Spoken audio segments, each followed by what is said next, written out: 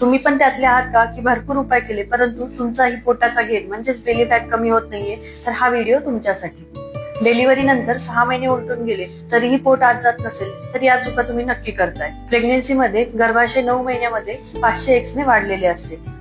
Delivery नंतर गर्भाशय हे लगेच छोटे होत नाही, त्याला श्रिंक होण्यासाठी कमीत कमी 6 ते 8 आठवडे लागतात. डिलिव्हरी होऊन 6 महिने झाले तरीही तुमचं पोट आत जात नसेल तर तुम्ही या चुका करताय. बरेच जण डिलिव्हरी नंतर हेवी एक्सरसाइज सुरू करतात, तर त्यामुळे शरीरातील वातदोष वाढतो. त्यामुळे बेली फॅट तर कमी होत नाही परंतु कंबर दुखणे, पाठ दुखणे यासारखे लक्षणं तुम्हाला जाणवायला लागतात. डिलिव्हरी नंतर वेट लूज करण्यासाठी क्रॅश डाएट करतात, म्हणजे जेवणाचं प्रमाण कमी करतात. परंतु आफ्टर डिलिव्हरी तुम्ही ब्रेस्ट फिडिंग करत असताना तुम्हाला जास्त कॅलरीजची गरज असते, तेव्हा जेवणाकडे कधीही दुर्लक्ष करू नका. तिसरी गोष्ट म्हणजे तुम्ही झोप व्यवस्थित न घेणे. यामुळे काय होतं, शरीरातील स्ट्रेस हार्मोन म्हणजेच कॉर्टिसॉलचे प्रमाण वाढते व ते तुमच्या ॲब्डोमिनल फॅट, बेली फॅट वाढवण्याला कारणीभूत ठरतं.